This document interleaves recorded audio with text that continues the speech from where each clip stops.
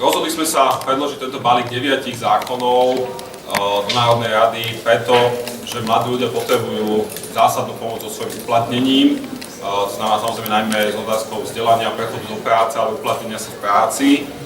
Myslíme si, že za súčasnej vlády sa síce o tom veľa hovorí, dokonca sa na papieri vynakladá aj veľa peňazí, ale ako vidíme, ten praktický výsledok je limitovaný. Dovoľte mi teraz len stručne pomenovať tých 9 opatrení a potom odozdám slovo kolegom. Prvým tým opatrením je zmena absolventskej praxe, urobiť z nej krok k skutočnému zamestnávaniu, a to tým, že budeme financovať absolventskú prax u tých zamestnávateľov, ktorí naozaj absolventov zamestnávajú, to znamená, nebudú sa absolventi točiť na prázdno, ale pôjdu robiť prax tam, kde sa neskôr aspoň niektorí z nich majú šancu zamestnať.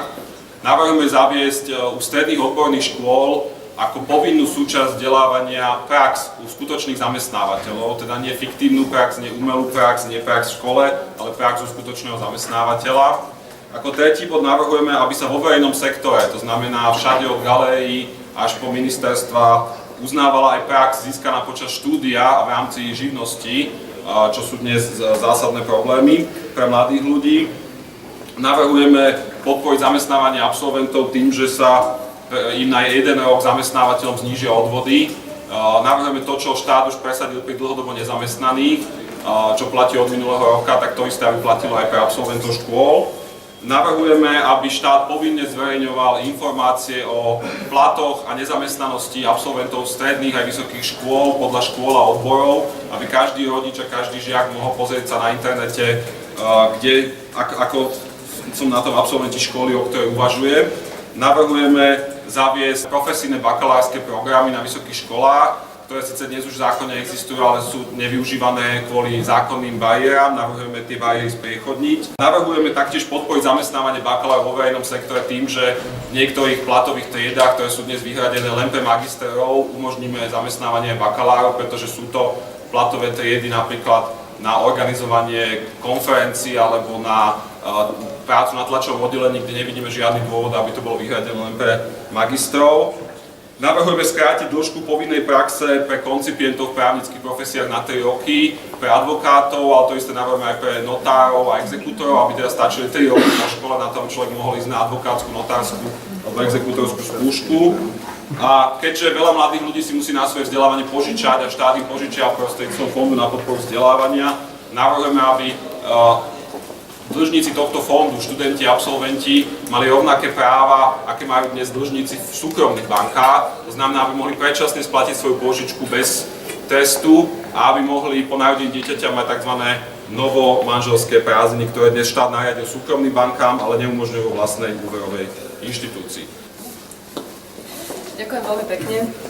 Na úvod chcem vyzdvihnúť a podporiť túto iniciatívu, ktorú nás oslovil pán poslanec Beblavý, aby sme spoločne predložili 9 zákonov.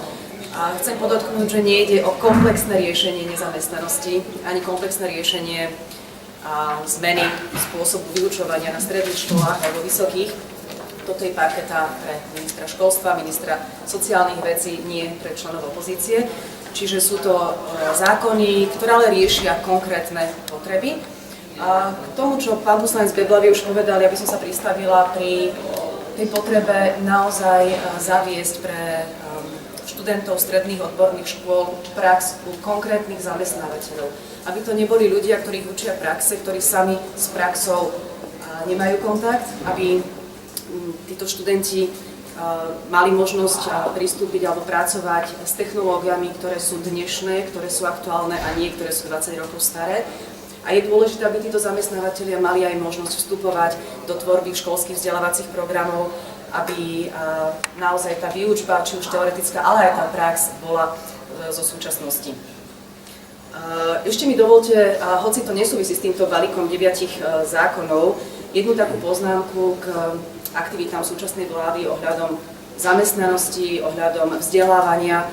Možno ste zachytili informáciu, podľa ktorej tí, ktorí sa budú chcieť zúčastňovať na aktivačných prácach, budú musieť pravdepodobne v budúcnosti absolvovať rekvalifikáciu alebo ďalšie vzdelávanie v odbore alebo v oblasti mäkkých zručností, to znamená komunikácia, asertivita a iné.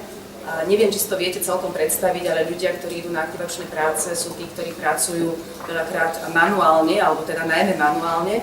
Ja sa pýtam, či naozaj potrebujú takéto kurzy, či máme toľko peňazí na to, aby sme ľudí, ktorí budú zametať ulice, učili asertivite a komunikácii, či tieto peniaze by sa nedali vynaložiť zrozumiteľnejšie a účelnejšie na niečo iné. Ďakujem pekne. Ja sa pristavím pri jednej veci a to sa týka bakalárskeho študijného programu, praktického bakalára. Bakalárske štúdium, ktoré končia, je dnes neuplatniteľné v praxi a bezprostredne študujú všetci ďalej na magisterskom štúdiu, pritom v západných krajinách bakalárov, ktorí sa uplatňujú, je viac ako 60%. Preto sa navrhujú opatrenia, ktoré jednoducho povinne uložia akreditačnej komisii, aby nielen mala možnosť, ale aj špeciálne praktických bakalárov akreditovať také študijné programy, ale čo pokiaľ za ešte dôležitejšie, a to hovoril kolega Beblavy, to je to, aby Ministerstvo práce a sociálnych vecí a rodiny zmenili podmienky, kvalifikačné podmienky pre výkon niektorých povolaní, aby bakalár mohol tie povolania vykonávať. A k tomu aj nadväzuje to, čo hovoril, pretože dnes čo viac chýba, to je práca, praktická prax takéhoto začínajúceho pedagóga a práca s takým cvičným učiteľom, kde častokrát na to nie sú financie. Ďakujem. Vážené dámy, vážení páni, pred začiatok musím povedať, že ma veľmi teší, že opäť vysielame signál, že v oblasti školstva a v oblasti lepších možností pre mladých ľudí opozícia opäť je schopná ťahať za jeden povraz. Podľa mňa je veľmi dôležité pri tak tragickom ministrovi, ako je pán Čaplovič, a pri takom plytvaní peniazmi, aké predvádza pán minister Richter, ukázať, že na strane opozície je jeden hlas, ktorý nás vie spojiť dohromady a že vieme prichádzať s konkrétnymi riešeniami, ktoré majú túto situáciu aspoň zmierniť. Samozrejme, že na komplexné riešenie by bolo treba kompletne prekopať niektoré zákony a nastaviť systém inak, ale aj tieto kroky, ktoré dnes predstavujeme, dokážu niektoré z tých presadzovaných myšlienok dostať do praxe. Pre mňa je veľmi dôležité to, že sa zvyšuje jedným z opatrení, ktoré máte vy pod bodom 5, informovanosť rodičov o tom, aká je vlastne úroveň školy, na ktorú chcú dať svoje deti.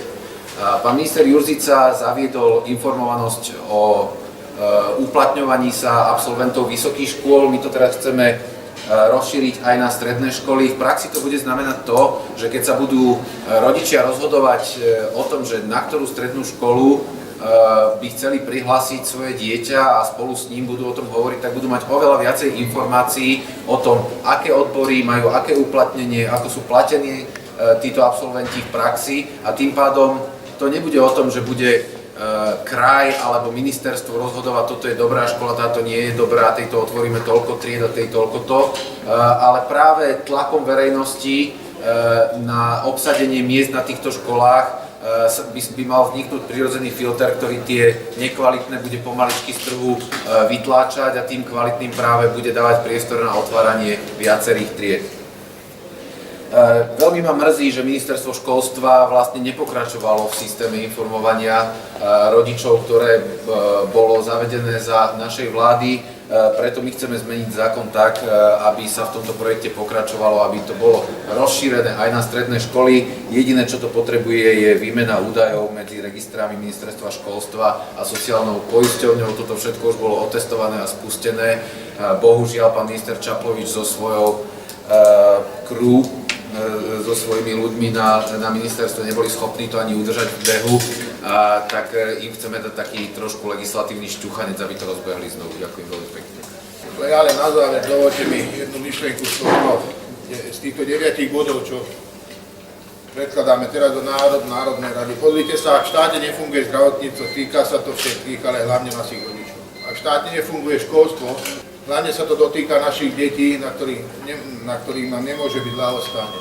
Tieto zákony sú robené tak, že pravdepodobne, alebo dávajú možnosť motivácie pre študentov, že po skončení určitého stupňa školstva alebo škôl majú šancu sa uplatniť.